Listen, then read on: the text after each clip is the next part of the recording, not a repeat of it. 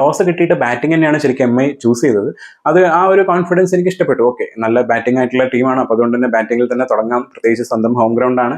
അപ്പോൾ അങ്ങനെയുള്ള കുറേ അഡ്വാൻറ്റേജസ് ഒക്കെ ഉള്ളതുകൊണ്ടായിരിക്കും ചിലപ്പം ബാറ്റിംഗ് തന്നെ എടുത്തത്. ആദ്യത്തെ ആ ഒരു പവർ പ്ലേ കഴിയുന്നവരെ ശരിക്ക് മുംബൈ ഇന്ത്യൻസ് എടുത്ത ഡിസിഷൻസ് കറക്റ്റ് ആയിരുന്നു എന്നുള്ള രീതിയിലായിരുന്നു കളി ഉണ്ടായിരുന്നത്. കാരണം വിക്കറ്റ് ഒന്നും പോകാണ്ട് തന്നെ 70+ റൺ ഉണ്ടായിരുന്നു 6 ഓവേഴ്സ് കഴിഞ്ഞ സമയത്ത്. 73 റൺ ആയപ്പോഴാണ് ഫസ്റ്റ് വിക്കറ്റ് പോയത്. അതിൽ വിൽ ജാക്സ് 22 ബോളിൽ 46 റൺസ് എടുത്തിട്ടുണ്ടായിരുന്നു. നല്ല അടി തന്നെയായിരുന്നു അടിച്ചിട്ടുണ്ടായിരുന്നു. അതിന്റെ കൂടെ തന്നെ അപ്പുറ സൈഡിൽ നിന്ന് റിക്കൽട്ടനും നല്ല രീതിയിൽ അടിക്കുന്നുണ്ടായിരുന്നു. ശരിക്കും ഇന്ന് ഇന്ത്യൻ ഡിക്കോക്കിന് എന്തോ വയ്യാത്തോണ്ടാണ് ഇന്ന് റിക്കൽട്ടൻ ഇറങ്ങിയെന്ന് അറിഞ്ഞിട്ടുണ്ടായിരുന്നു. പക്ഷെ ആ ഒരു ഇറങ്ങിയത് നല്ല വെർത്തായിരുന്നു ഇന്ന് മുംബൈ ഇന്ത്യൻസിന് വേണ്ടിയിട്ട്. ആള് ടോട്ടൽ അടിച്ചു കൂട്ടിയത് 55 ബോളിൽ 123 റണ്ണാണ്, അതും നോട്ട് ഔട്ട്. റിക്കൽട്ടന്റെ കൂടെ നമൻദീർ കുറച്ചു നേരം പിടിച്ചേക്കാൻ നോക്കിയായിരുന്നു, പക്ഷെ അത് പറ്റിയില്ല. അതിനുശേഷം നമ്മുടെ ഹർദിക് പാണ്ഡ്യ വന്ന സമയത്ത് അത്യാവശ്യം നല്ല അടികളൊക്കെ അടിച്ചുകൊണ്ട് ആ ഒരു രീതിയിൽ പിടിച്ചു നിൽക്കുന്നുണ്ടായിരുന്നു. 15 ബോളിൽ 31 റൺസാണ് എടുത്തിട്ടുണ്ടായിരുന്നത്. അങ്ങനെ ടോട്ടലി 243 റൺസ്, ഒരു ഡീസന്റ് അല്ല, അതിലും മേലെ ഒരു അത്യാവശ്യം നല്ല ടോട്ടലാണ് ശരിക്കും ഉണ്ടാക്കി വെച്ചത്. ബോളിംഗിൽ എന്നത്തെയും പോലെ തന്നെ ഇന്നലെയും ഇഷാൻ മല്ലിക എക്കണോമിക്കലായിരുന്നു, ഒരു വിക്കറ്റ് എടുത്തിട്ടുണ്ടായിരുന്നു. അതുപോലെ തന്നെ നമ്മുടെ തിരിച്ചെത്തിയ പാറ്റ് കമ്മിൻസ് രണ്ടാമത്തെ മാച്ചാണ്.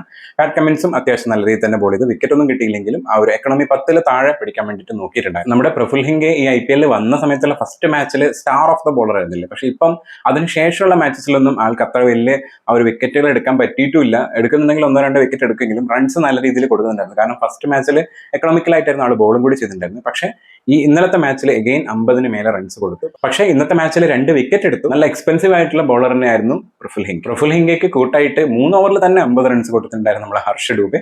വിക്കറ്റ് ഒന്നും കിട്ടിയില്ല. ശരിക്കും ഒരു ഓവറും കൂടി ചെയ്തിട്ടുണ്ടെങ്കിൽ പ്രഫുൽ ഹിംഗിനെയും കടത്തി വെട്ടിയിട്ട് ഒരു ടോപ്പ് സ്കോറർ പദവിയിലോട്ട് പോയേനെ ശരിക്ക് ഹർഷ് ഡൂബെ. പ്രഫുൽ ഇങ്ങനെ പറഞ്ഞ പോലെ തന്നെ ഷാക്കിബ് ഹുസൈനും നമുക്കറിയാലോ കഴിഞ്ഞ മാച്ചസിലൊക്കെ അത്യാവശ്യം നല്ല രീതിയിൽ ബോൾ ചെയ്താണ്. പക്ഷേ ഇന്നത്തെ മാച്ചിൽ ആൾക്കും അടി തെറ്റി. കാരണം 3 ഓവറിൽ തന്നെ 39 റൺസ് കൊടുത്തിട്ടുണ്ടായിരുന്നു, ഒരു വിക്കറ്റ് എടുത്തോണ്ട്. ഷാക്കിബ് ഹുസൈനെ പറയുമ്പോഴും നിതീഷ് കുമാർ റെഡ്ഡി അങ്ങനെ തന്നെ 2 ഓവറിൽ തന്നെ 31 റൺസ് ഇട്ടിട്ടുണ്ടായിരുന്നു, പക്ഷേ ഒരു വിക്കറ്റ് എടുത്തിട്ടുണ്ടായിരുന്നു. SRHന്റെ ബൗളിംഗ് യൂണിറ്റ് എന്ന് പറഞ്ഞാൽ ഫുള്ളി സാറ്റിസ്ഫൈ ചെയ്യുന്ന രീതിയിലായിരുന്നില്ല. കാരണം അതുകൊണ്ടാണല്ലോ 243 റൺസ് എടുത്തത്. പിന്നെ അതുപോലെ നമുക്ക് അറിയാലോ വാങ്കഡെ സ്റ്റേഡിയം എങ്ങനെയാണെന്നുള്ളത്, റൺസ് നല്ലോണം ഒഴുകുന്ന പിച്ചാണ്. എന്നാൽ അതുകൊണ്ട് തന്നെ ഈ 243 റൺസ് എന്ന് പറയുന്നത് വലിയൊരു സ്കോറായിട്ട് SRHന് തോന്നിയിട്ടും ഉണ്ടാവില്ല. കാരണം നമുക്കറിയാലോ ഈവൻ നമ്മൾ RR ടീമിനെ വെച്ച് നോക്കുന്ന സമയത്ത് ഇപ്പോൾ ഓരോ മാച്ചസ് കഴിയുന്നതോറും വീര്യം കൂടി വരുന്ന ടീമാണ് SRH.